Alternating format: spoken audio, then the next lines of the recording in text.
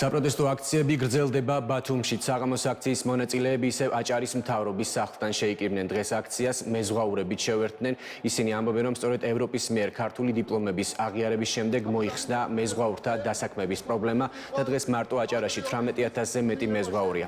რაც არა მარტო რეგიონის, არამედ მთელი ქვეყნის ეკონომიკაში დიდ როლს თამაშობს. ამიტომ მათთვის მიუღებელია ევროინტეგრაციის მიმართულებით რაიმე დააბრკოლება.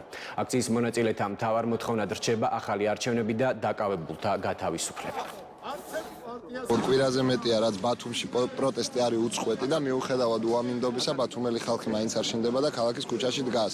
და ძალიან მნიშვნელოვანია ეს უწყვეტი მშვიდობიანი პროტესტი გაგრძელდეს, მანამ სანამ არ გავიმარჯვებთ და თითოეული მოქალაქის ამ პროტესტში მონაწილეობა არის გადამწყვეტად მნიშვნელოვანი, აქ უნდა ვიყოთ ქვეყნის სამსახურში ყოველდღიურ რეჟიმში. მე-16 ღამეა დედაქალაქის პარალელურად ბათუმში უწყვეტი პროტესტი მიმდინარეობს, მიუხედავად იმისა, რომ სუსხიანი ზამთარი არის, წვიმა გვაქვს ბათუმში, აქ მოქალაქეები გამოდიან და აპროტესტებენ რუსული ოცნების მიღებულ გადაწყვეტილებას, რომელმაც წერტილი დაუსვა ევროკავშირთან მოლაპარაკებებს. ჩვენ სოლიდარობას უცხადეთ ყველა იმ დაზარალებულსა დაკავებულ უკანონო პატიმარს, რომელიც ახლა საპყრობილეში იმყოფება.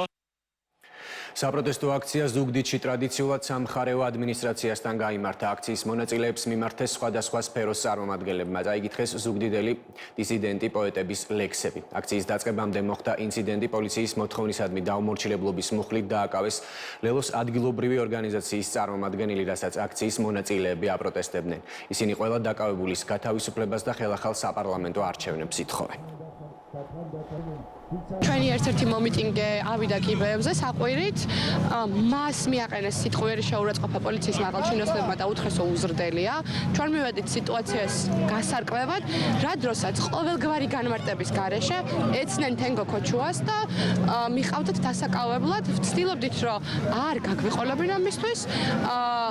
ამ დროს მომხვდა სახეში სავარაუდოდ მომხვდა, ანუ ვერ ვიტყვი, გამიზნულად მომახვედრეს თუ შემთხვევით მომახვედრეს, იდაყვი თვალთან, ყობა გადაიღალდნენ, ნერვებმა უმტყუნათ, უძილოები არიან და გადმოდიან უკვე აგრესიაზე. თავარი მესიჯი ამ აქციების ამ 15 დღის მანძილზე არის ის, რომ აუცილებლად გათავისუფლდეს რეჟიმის პატიმრები და დაინიშნოს საპარლამენტო არჩევნები, რადგან ეს ხელისუფლება, ამ ხელისუფლებამ მიიტაცა ჩვენი ხმები და ჩვენ ვხედავთ ლაივ რეჟიმში თუ რას უკეთებს და როგორ ასახიჩრებს ეს ხელისუფლება ახალგაზრდებს.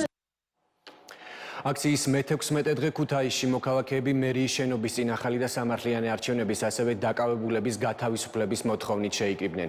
აქციაზე მისული მოქალაქეები ამბობენ, რომ საზოგადოების დიდი უმრავლესობის განწყობა საპროტესტოა, იმის მიუხედავად განან თუ არა ეს მოქალაქეები საპროტესტო აქციაზე და ეს განწყობა რეჟიმის დამარცხების გზაზე მნიშვნელოვანი განაცხადია.